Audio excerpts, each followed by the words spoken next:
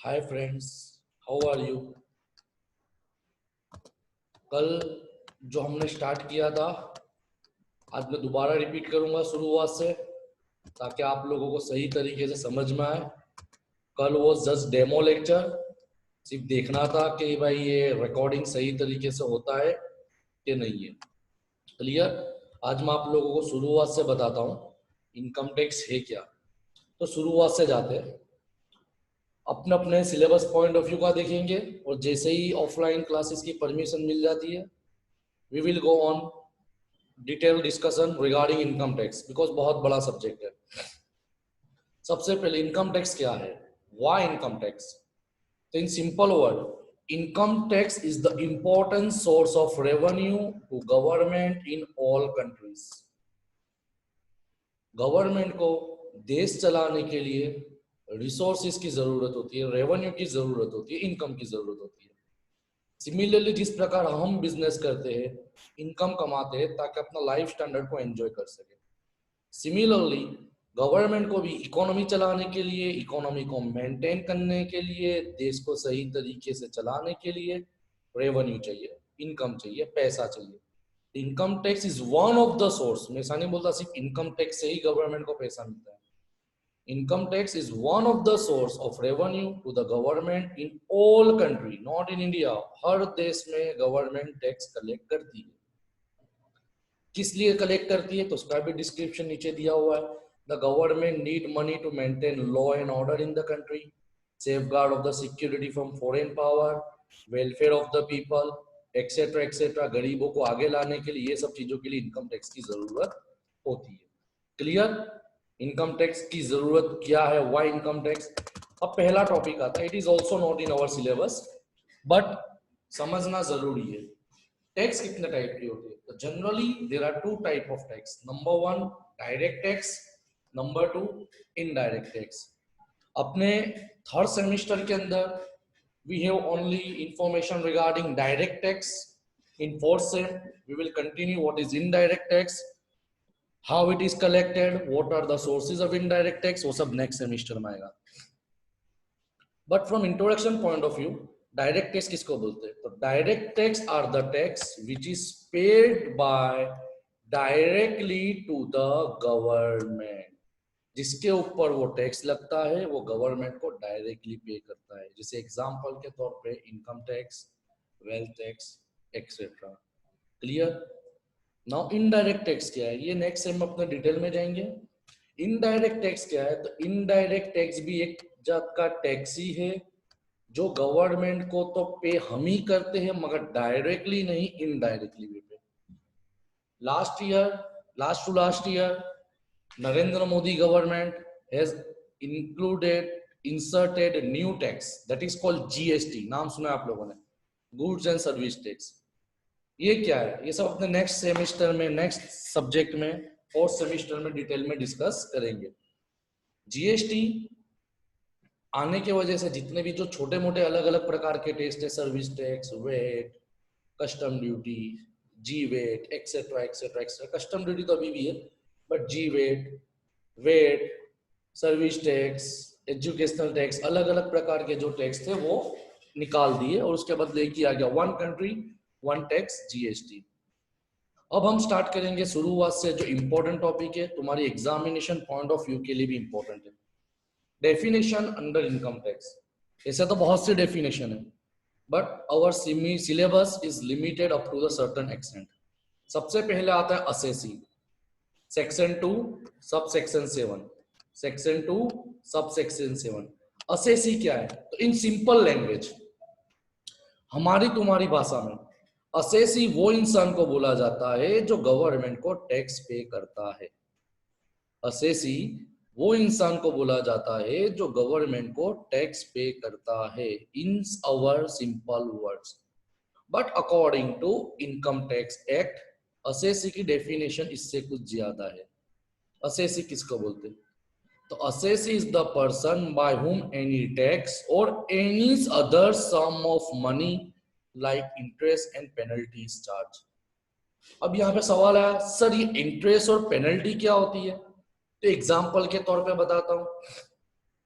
इस साल मुझे टैक्स पे करना था 20,000, but due to some problem, financial problem, I am not able to pay tax on time.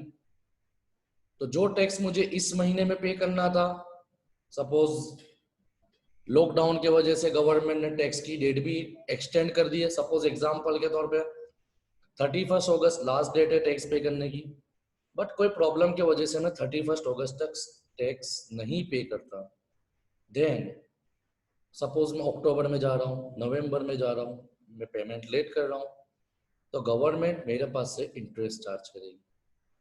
Comma ने tax तो बनना ही है मगर इंटरेस्ट चार्ज करेगी। ये पेनल्टी क्या है? तो एग्जाम्पल के तौर पे as per the rules of government मेरी इनकम इतनी है कि मुझे टैक्स पे करना है, मगर मैं टैक्स की चोरी कर रहा हूँ। अगर मैं टैक्स की चोरी करता हूँ तो गवर्नमेंट मेरे पास से पेनल्टी चार्ज करती है। तो ये सिंपल डेफिनेशन है। वापिस से रिपीट करता हूँ। पॉइंट नंबर 1, असेसी वो इंसान को बोला जाता है जो टैक्स पे करता है। पॉइंट नंबर 2, असेसी वो इंसान को भी बोला जाता है जिसके पास से इनकम टैक्स डिपार्टमेंट इंटरेस्ट या पेनल्टी चार्ज करते हैं। अब पॉइंट नंबर 3 बहुत काम का है। Every person in respect for whom any proceeding under the income tax has been taken for his own income। अब यहाँ पे own income का मतलब क्या होता है? जैसे एग्जांपल के तौर पे मेरे ऊपर कोई इंक्वायरी चल रही है इनकम टैक्स डिपार्टमेंट के हिसाब से, तो उस पॉइंट ऑफ व्यू पे मैं असेसी कहा जाऊंगा। Point number 2, income of other person. अब ये समझने जैसा पॉइंट है। Income of other person of which he is accessible. For example Misbah, आपके वहां पर रेड पड़ी तो आपने बताया भाई ये सब अकाउंट, ये सब माल तौसीफ सैयद का है, तो कॉमन है वो माल आपका था मगर आपने बचने के लिए मेरे पे डाल दिया, तो उसका ऊपर क्या हुआ? Income of other person on which he is accessible, मैं असेसेबल हूं। तो इनकम टैक्स डिपार्टमेंट में वो सिचुएशन में भी मैं असेसी कहा जाऊंगा। लॉस का कोई इतना काम नहीं है। Number 5, amount refund due to him. Suppose मुझे टैक्स पे करना है 20,000 रुपीज, मैंने 25,000 पे कर दिया, 5,000 मुझे इनकम टैक्स डिपार्टमेंट रिफंड करता है, तो भी मैं assessee. Amount refund due to him in which he is assessable, Misbah वाला एग्जांपल क्लियर। अगेन रिपीट करता हूं। तो देखो आ गया सिंपल वर्ड में 6 पॉइंट का मतलब, any proceeding against a person make him assessee even if he is not liable to pay tax और अदर्स।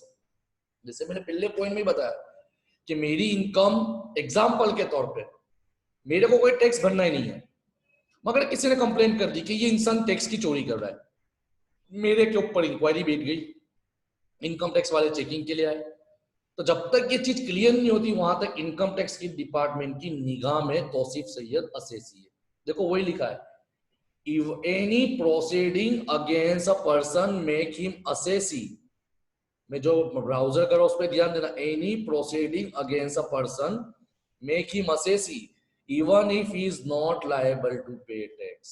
भले मैं टैक्स नहीं कर रहा मगर मेरे पे प्रोसीडिंग चल रहा है, फाइल चार्ज चल रहा है, तो इनकम टैक्स एक्ट के मुताबिक मैं असेसी हूँ। ये पॉइंट नंबर 1 हुआ।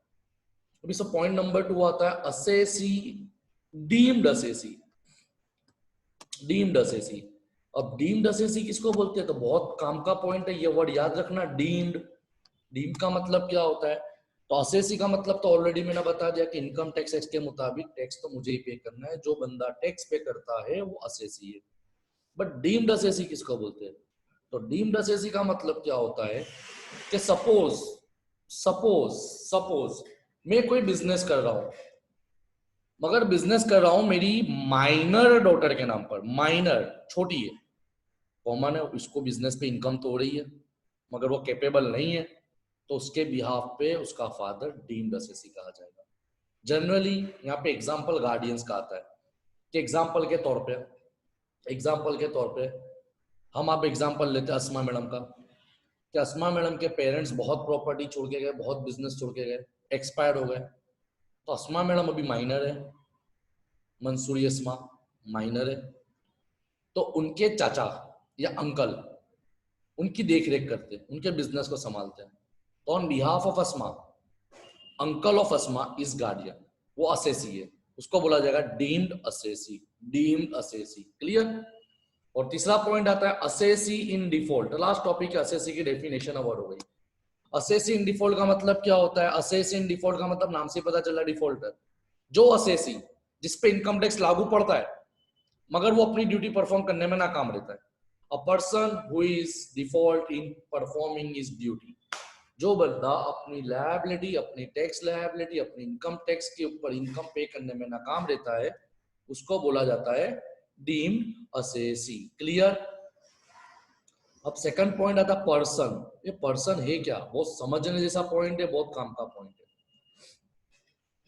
जनरली मटेरियल जब आप लेना होगे तो आपको डिटेल में मिल जाएगा। गवर्नमेंट ने किसी को भी नहीं छोड़ा, कहीं से भी इनकम हो गवर्नमेंट बोलती मुझे टैक्स दो। अब देखो किसको भी नहीं छोड़ा, हर इंसान आ जाता है। Number one, the term person include individual.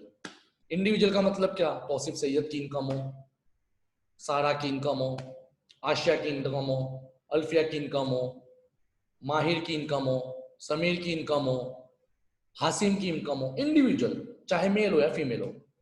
यहां तक के इंडिविजुअल में माइनर भी आ गए, मगर माइनर का टैक्स पे कौन करेगा? ऊपर अपना पढ़ चुके उसका गार्डियन। क्लियर। इंडिविजुअल में कोई भी व्यक्ति आ गया। क्लियर। इंडिविजुअल क्या है? सेकंड आता है Hindu undivided family,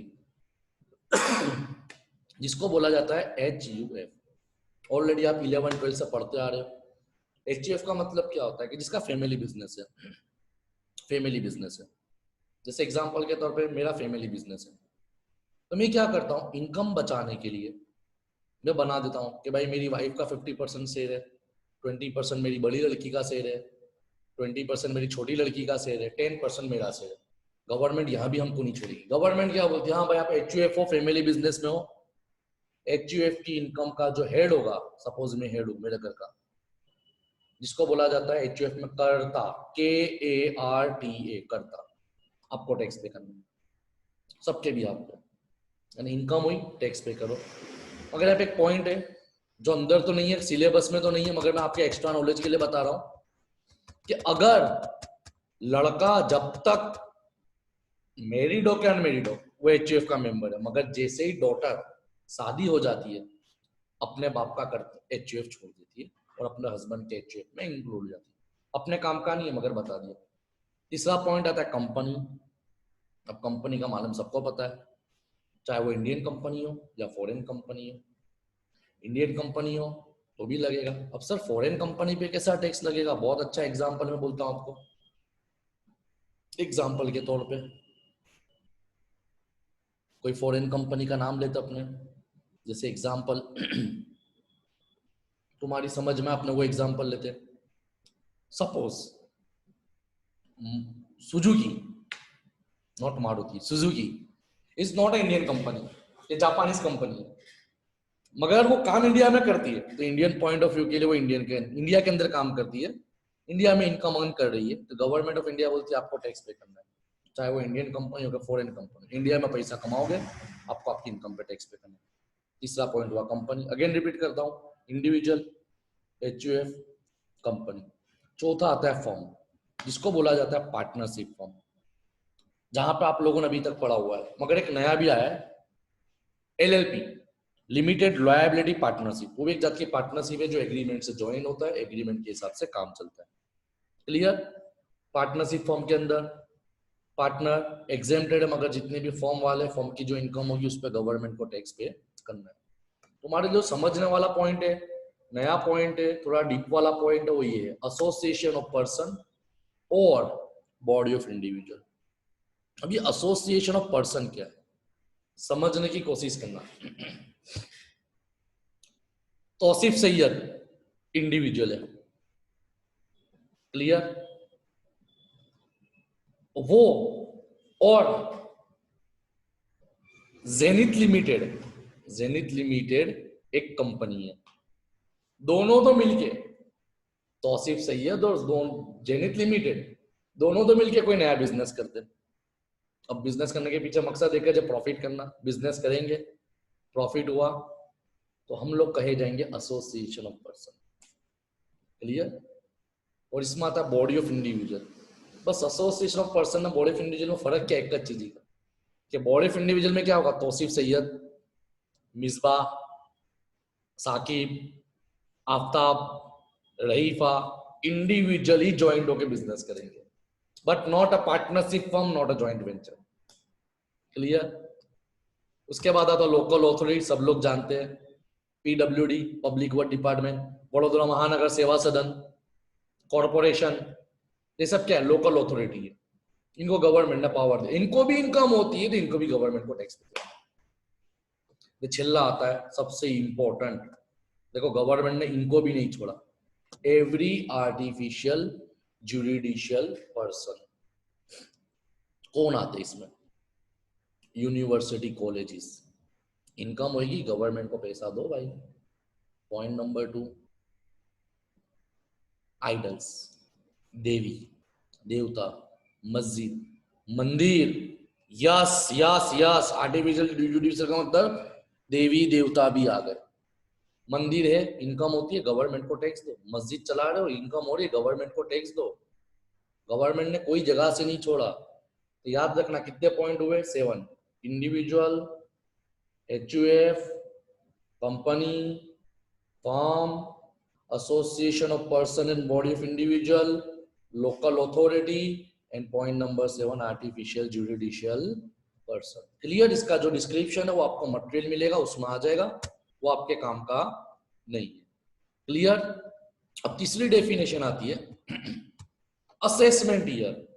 assessment year, इसको जनरली क्या बोला जाता है? मैं लिख रहा हूं शॉर्टकट में, क्या लिखते हैं जनरली? इसको शॉर्टकट में लिखा जाता है AY, असेसमेंट ईयर। ये तुम्हारे काम का है, समझने की कोशिश करना। 3 ही पॉइंट है, 3 ही पॉइंट है।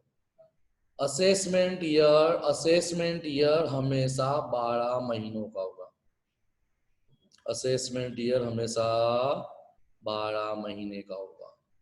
कितने month? 12 month. Point number 2, assessment year हमेशा 1 अप्रैल को चालू होगा, 1 अप्रैल को चालू होगा और नेक्स्ट ईयर की 31 मार्च को खत्म होगा। नेक्स्ट ईयर की 31 मार्च को खत्म होगा। पॉइंट नंबर 3, असेसमेंट ईयर का मतलब वो ईयर जो साल में हम लोग गवर्नमेंट को टैक्स पे करते। 12 महीने, अप्रैल में चालू होगा, आने वाली मार्च की 31 को खत्म होगा। और असेसमेंट ईयर को टैक्स ईयर भी बोला जाता है कि जो साल आप गवर्नमेंट को टैक्स पे करते हो। क्लियर? तीनों 3 पॉइंट यहाँ पे शॉर्ट में दिए हुए, आप देख सकते हो, पढ़ सकते हो। Assessment year is of 12 month. Assessment year always start from first day of April. Assessment year always and on 31 March of next year. And point number 4, the tax is levied. Income tax में levied का मतलब होता है charge, CHARGE, the assessment year to the income earned by assessee in the previous year। यानी previous year में assessee ने जितनी भी इनकम कमाई है उसके ऊपर जो टैक्स पे करना है उसको प्रीवियस असेसमेंट ईयर बोला जाता है। क्लियर? 3 डेफिनेशन हुई। जो एक लास्ट डेफिनेशन आज के लिए इनफ है, एग्जाम पॉइंट ऑफ व्यू के लिए सबसे इंपॉर्टेंट यही है, प्रीवियस ईयर। प्रीवियस ईयर, अब प्रीवियस ईयर क्या है? तो प्रीवियस ईयर की जनरली अपने बोलेंगे डेफिनेशन नहीं है, जनरली सामान्य लैंग्वेज में, बराबर। मगर सेक्शन 3 क्या बोलता है इनकम टैक्स का? असेसमेंट ईयर के बिल्कुल पहले वाला साल, असेसमेंट ईयर के बिल्कुल पहले वाला साल, उसको बोला जाता है प्रीवियस ईयर। कौन से साल को? असेसमेंट ईयर के बिल्कुल पहले वाला साल। जैसे एग्जाम्पल के तौर पे, सिंपल लैंग्वेज में, तुम्हारी लैंग्वेज में बताता हूं, इसको मैं तुमको लिख के बताऊंगा ताकि तुमको समझ में आएगा। Clear? In previous assessment year ने प्रीवियस ईयर क्या होता है? तो प्रीवियस ईयर का मतलब क्या होता है? जो साल आप लोगों ने इनकम कमाई, जो साल आप लोगों ने इनकम कमाई उसको बोलते हैं प्रीवियस ईयर। जो साल आपको टैक्स पे करना है उसको बोलते हैं असेसमेंट ईयर। एग्जाम्पल के तौर पे अभी कौन सा चल रहा है ईयर? 2021। कौन सा चल रहा है? 2021। तो इस साल में जितनी भी इनकम मैं अर्न करूंगा, जितनी भी इनकम मैं अर्न करूंगा, income earned during the year is called previous year. Clear? और असेसमेंट ईयर का मतलब क्या? अब असेसमेंट ईयर कौन सा होगा? देखो इस साल मैंने इनकम कमाई तो इसको प्रीवियस ईयर, तो असेसमेंट ईयर कौन सा होगा? 21-22। कौन सा होगा? 21-22। The tax to be paid is called assessment year। अभी के एग्जांपल के लिए, अब यहाँ पे एक सवाल आया, एक्स्ट्रा सवाल आया। क्या सवाल आया? सर समझ में नहीं आया, एक और एग्जांपल दो। दाखला तरीके, असेसमेंट ईयर हमेशा 12 महीने का ही देता है, पर प्रीवियस ईयर के लिए ऐसा कोई रूल्स नहीं है। प्रीवियस ईयर के लिए ऐसा कोई रूल्स नहीं है। एग्जाम्पल के तौर पे बात करें, मैंने बिजनेस चालू करा 10/9/2019। मैंने बिजनेस कब स्टार्ट करा? 10/9/2019। कौन से साल में चालू करा? 10/9/2019। बराबर। तो मेरा पहला प्रीवियस ईयर कौन सा होगा पता है? पहला प्रीवियस ईयर 10/9/2019 से लेके 31 मार्च 2020। समझ में आया? ये मेरा क्या हुआ? फर्स्ट प्रीवियस ईयर हुआ। असेसमेंट ईयर क्या होगा? मैंने बोला प्रीवियस ईयर के लिए कोई डेफिनेशन नहीं है, कोई रूल्स नहीं है। प्रीवियस ईयर एक दिन का भी हो सकता है, बट असेसमेंट ईयर हमेशा 12 महीने का होगा। तो देखो ये अपने सपोज एग्जांपल दिया कि मैंने ये साल 9वें महीने में 10 तारीख को बिजनेस चालू करा, बराबर है। तो मेरा पहला प्रीवियस ईयर खत्म कब हो जाएगा? 10/9 से चालू होगा, 31 मार्च को खत्म हो जाएगा। मगर मेरा प्रीवियस ईयर कौन सा होगा मालूम? असेसमेंट ईयर 1/4/2020, 1/4/2020 टू 31 मार्च 2021। ये तुम्हारा क्या बनेगा? असेसमेंट ईयर बनेगा। समझ में आया? यानी पहला प्रीवियस ईयर तुम्हारा 1 साल से छोटे का हो सकता है। पहला प्रीवियस ईयर तुम्हारा 1 साल से छोटे का हो सकता है, मगर असेसमेंट, देखो और एक एग्जांपल लेते हैं। एक सवाल आया, जैसे मेरे हासिम भाई है, बहुत होशियार है। सर, हासिम भाई ने बोला सर मैंने बिजनेस चालू करा 30 मार्च 2020 को। कब बिजनेस चालू करा? 30 मार्च 2020 को। तो सर प्रीवियस ईयर क्या होगा? तो मैं बताता हूँ बेटा। हासिम भाई सुनो, आप होशियार हो, आप सवाल ऐसे कर सकते हो। तो सुनो, हासिम भाई ने बिजनेस चालू करा 30 मार्च 2020 को। तो इनका पहला प्रीवियस ईयर कितना होगा मालूम है? 30 मार्च 2020 से लेके 31 मार्च 2020 तक का प्रीवियस ईयर होगा। अब हासिम भाई होशियार, सर असेसमेंट ईयर असेसमेंट की कोई डेफिनेशन नहीं है भाई। असेसमेंट ईयर तो 1 साल का ही होगा। 1/4/2020 से चालू होगा, 1/4/2020 से चालू होगा और खत्म कब होगा? 31 मार्च 2021 में। समझ में आया प्रीवियस ईयर क्या है, असेसमेंट ईयर क्या है? हाँ, वैसा मत समझना कि हमेशा प्रीवियस ईयर 12 महीने से छोटा होगा। ये जो मैंने आप लोगों को कंडीशन बताई है, ये जो मैंने आप लोगों को कंडीशन बताई है, जैसे ये सब मैंने आपको कंडीशन बताई है, ये वाली, तो ये नवे बिजनेस की है।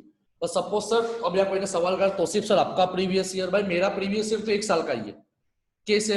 भाई मैं बिजनेस 12 साल से कर रहा हूँ, तो मेरा पहला प्रीवियस ईयर 1 साल से छोटा हो सकता है, मगर उसके बाद के जितने भी प्रीवियस ईयर वो हमेशा 12 महीने के होंगे। इन सिंपल वर्ड, पहला प्रीवियस ईयर 12 महीने से छोटा हो सकता है, मगर उसके बाद के जितने भी प्रीवियस ईयर है वो हमेशा 12 महीने के ही होंगे। क्लियर? कोई डाउट? कोई डाउट? कोई डाउट हो तो आप मेरे को कांटेक्ट कर सकते हो। क्लियर? आज के लिए इतना टॉपिक इनफ है। कोई डाउट हो आप मेरे नंबर पे कांटेक्ट कर सकते हो। मैं दुआ करो जल्द से जल्द गवर्नमेंट परमिशन दे ताकि अपना ऑफलाइन ले। बहुत इंटरेस्टिंग सब्जेक्ट है। मैं आपको सिखाऊंगा सीए क्या काम करता है, आपके लिए भी अच्छा है। न प्लीज वीडियो देखो, समझो, ना समझ में आए तो मुझे कांटेक्ट करो। चलो टेक केयर, बाय। कल का लेक्चर कल अपलोड हो जाएगा।